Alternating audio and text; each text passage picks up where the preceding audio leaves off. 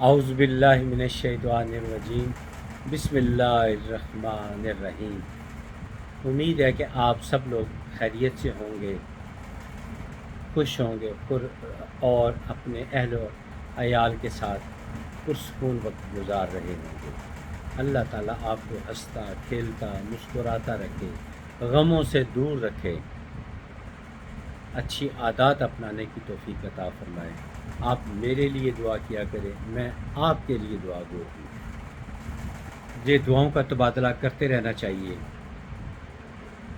میں آپ سے ایک ایسی بات کرنا چاہتا ہوں جو میں کافی عرصے سے کرنا چاہتا تھا، لیکن میں سوچتا تھا کہ پتہ نہیں میری بات پہ کوئی یقین کرے گا کہ نہیں کرے گا، لیکن میں نے فیصلہ کیا کہ میں بات کر دوں گا۔ تحقیق کریں، فیصلہ کریں، یہ آپ کے اختیار میں ہے۔ آپ نے کبھی غور کیا کہ یہ جو سونامی کا لفظ پہلے کبھی ہم نے سنا تھا؟ کبھی نہیں سنا، کبھی نہیں سنا تھا۔ یہ اس کی بیک گراؤنڈ جو ہے وہ میں آپ کو بتاتا ہوں اور پھر غور کیجیے گا۔ ایک لفظ میں بولنے لگا ہوں، اس کو یاد کر لیں اور اس کو پھر ویب سائٹ پہ جا کے اس کو اسٹڈی کریں۔ ہارپ، HAARP، ہارپ، یہ کیا ہے؟ یہ ایک ادارہ سمجھ لیں، ایک لیبارٹری سمجھ لیں جو دنیا بھر میں آرٹیفیشل زلزلے لے کر آتی ہے، طوفان لے کر آتی ہے، سیلاب لے کر آتی ہے۔ اور انہوں نے یہ آئیڈیا مائکرو ویو اوون سے لیا۔ یہ 1970 کی بات ہے، 1970 کی بات ہے، جب امریکہ نے کینیڈا سے یہ کہا کہ یہ ایک جگہ ہے الاسکا جو تمہارے لیے بیکار ہے، لیکن ممکن ہے کہ امریکہ جو ہے وہ روس ہم پر ایٹمی حملہ کر دے، تو ہمیں دفاع کے لیے یہ جگہ درکار ہے۔ جو قیمت تم نے ہم سے لینی ہے لے لو، ہم قیمت دینے کو تیار ہیں۔ اب میں نہیں جانتا کہ قیمت ادا ہوئی یا نہیں دی، انہوں نے لی یا نہیں لی، میں نہیں جانتا۔ بہرحال وہ جگہ الاسکا اب امریکہ کی ملکیت ہے، پہاڑ ہیں، بنجر پہاڑ ہیں، لیکن اس کے اندر انہوں نے پہاڑوں کے اندر کیسی ٹیکنالوجی اپنا لی ہے کہ وہاں سے وہ آرٹیفیشل زلزلے طوفان لے کر آتے ہیں۔ ابھی وہ بھرپور طریقے سے یہ نہیں کر رہے، کیونکہ جب وہ ویوز چھوڑتے ہیں تو ان کے جس طرف ویوز چھوڑتے ہیں تو راستے میں ان کے اپنے شہر، اپنی سٹیٹس بھی آتی ہیں، وہ بھی متاثر ہوتی ہیں۔ اب وہ اس پہ کام کر رہے ہیں، اور دیکھیں دنیا کو تباہی کی طرف لے کے جا رہے ہیں، مقابلہ بازی لگی ہوئی ہے۔ میں رسک لے کے ایک بات کہہ رہا ہوں، میں کنفرم نہیں ہوں، لیکن میرا دل یہ گواہی دیتا ہے کہ 2005 کا زلزلہ بھی جو پاکستان میں آیا تھا یہ آرٹیفیشل تھا، یہ انہی کی طرف سے تھا۔ پاکستان نے ایک دفعہ سلالہ چیک پوسٹ پہ امریکہ نے حملہ کیا تو پاکستان کے جو آرمی چیف اس وقت تھے، انہوں نے سخت حکم دیا کہ موقع پر، اس وقت یہ قانون تھا کہ اگر کوئی ایسی بات ہو جائے تو وہاں پہ ڈیوٹی پر موجود میجر صاحب ہیں، کیپٹن صاحب ہیں، کرنل صاحب ہیں، وہ GHQ ٹیلی فون کرتے ہیں، وہاں سے اجازت لیتے ہیں اور پھر جوابی کارروائی کرتے ہیں۔ اس میں 1 منٹ 2 منٹ یا چند سیکنڈ لگ جاتے ہیں، لیکن اس کے بعد فیصلہ کیا گیا کہ موقع پر موجود جو بھی سربراہ ہو، میجر، کیپٹن، کرنل، جو بھی ہو، وہ موقع پہ ڈیسائیڈ کرے گا۔ بہرحال جو ہونا تھا، ہمارا نقصان ہو گیا، تو پاکستان نے حکم دیا امریکہ کو کہ شمسی ایئر بیس کو خالی کریں۔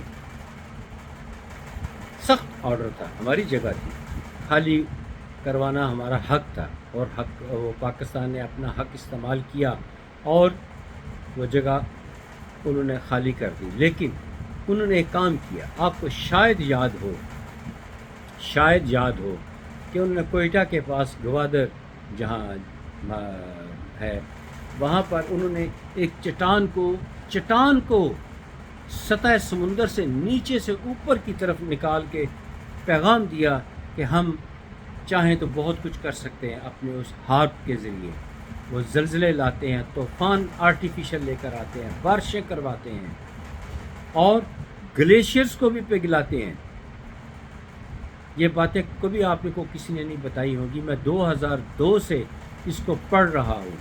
آپ لوگ بھی پڑھنا چاہیں تو آپ سٹیو جیکسن کو پڑھ سکتے ہیں، جس نے میری معلومات کے مطابق 486 کارڈز لکھے ہیں.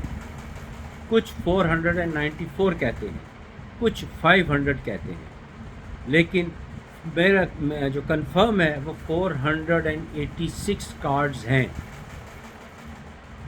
اور میں 2002 سے پڑھ رہا ہوں. آج تک میں نے 6 کارڈ شروع کیا ہے. میں ساری زندگی بھی لگا رہا ہوں تو سارے کارڈز کو میں نہیں پڑھ سکتا.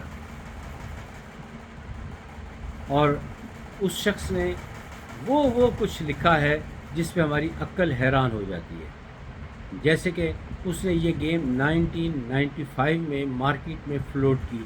جیسے تاش کے پتے ہوتے ہیں اس طرح اس نے ڈبے میں وہ کارڈز 486 یا واٹ ایور اس کا جو تعداد تھی وہ رکھتا، یا اس نے ویڈیو گیم کی شکل میں کمپیوٹرز پہ انسٹال کر دی تھی. اور لوگ گیم خریدتے، دریا کے کنارے، سمندر کے کنارے جاتے، پکنک مناتے، گیم کھیلتے، فرنٹ سائڈ دیکھتے اور گیم کو وہیں پھینک کر آ جاتے. بیک سائڈ وہ نہیں دیکھتے تھے. دیکھتے ان کو سمجھ نہیں آتی تھی یہ کیا لکھا ہوا ہے، وہ اس کی پرواہ نہ کرتے، پھینک دیتے. تو بہرحال جب 2001 کا واقعہ ہوا تو اس نے 1995 میں جو سب سے پہلا کارڈ ہے اس کی بیک سائڈ پہ اس نے ایک 2 تصویر بنائی تھی جس میں 2 پلر کھڑے ہیں اور اس پہ 2 ایگل ٹکرا رہے ہیں اور نیچے دکھایا ہے کہ 2 ملک تباہ ہو رہے ہیں.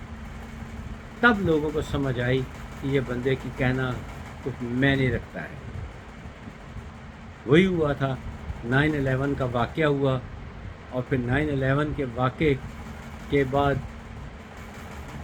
جو تھا 2 شہر وہ تباہ کر دیے بہانہ بنا کر. آج تو چیز مینہٹن پھر آباد ہے، لیکن ہم اپنا ٹارگٹ اچیو کر لیا. میں زیادہ بات نہیں کرنا چاہتا، آگے خطرناک باتیں ہیں. ڈرتا تو میں نہیں ہوں لیکن احتیاط بہرحال ضروری ہے، اس لیے کہ میں نے ابھی بڑا کچھ آپ کو بتانا ہے. اب بس آپ میری ویڈیوز دیکھتے رہا کریں. میں کبھی کبھار موڈ آتا ہے تو کچھ ایسی باتیں کر جاتا ہوں جو آپ سب کے بھلے کے لیے ہوتے ہیں. سب سے بہترین طریقہ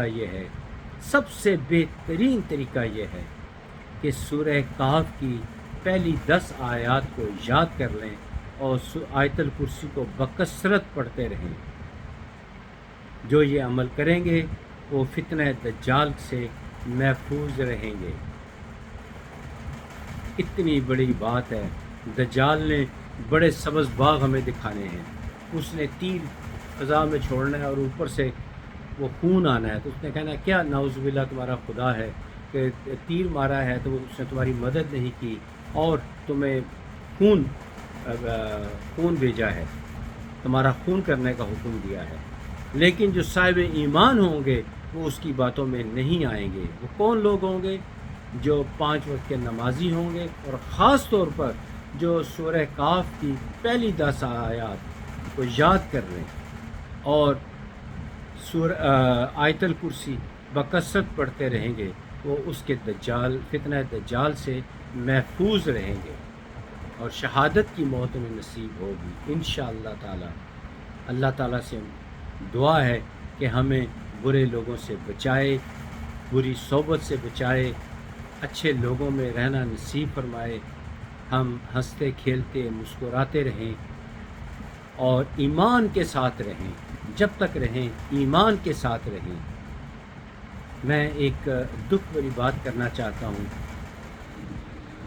کہ بعض لوگ، میرا ٹیلی فون نمبر ہے 3314049 اس پہ کال کر کے کل ایک شخص نے میرے پہ طنز کی کہ آپ نے داڑھی اپنی بڑی نہیں رکھی ہوئی، تو کوئی میرے غم کو سمجھے کہ میں کینسر کا پیشنٹ رہا ہوں، اب بھی ریگولر میڈیسن لیتا ہوں، تو یہ دیکھیں میری اس طرف سے داڑھی کے سارے بال گر گئے ہوئے ہیں اور نہیں مزید بال نہیں اٹھتے۔ میرا بھی دیکھیں اس سر پہ بال میرے محفوظ ہیں، گرے ہیں بال یہاں سے بھی، لیکن چونکہ مجھے کینسر یہاں اور یہاں تھا، ریڈیو تھیریپی اور باقی علاج ہوتا رہا، جاری ہے۔ تو آپ لوگوں سے گزارش ہے، 10 گزارش ہے کہ میری اس بات کو نیگیٹو نہ لیا کریں، مجبوری کو سمجھا کریں۔ میں آپ کے لیے دعا گو ہوں، آپ میرے لیے دعا کیا کریں۔ اللہ تعالیٰ آپ ہم سب کا حامی و ناصر ہو۔ اگلی ویڈیو تک اجازت دیجیے۔ خدا حافظ، السلام علیکم۔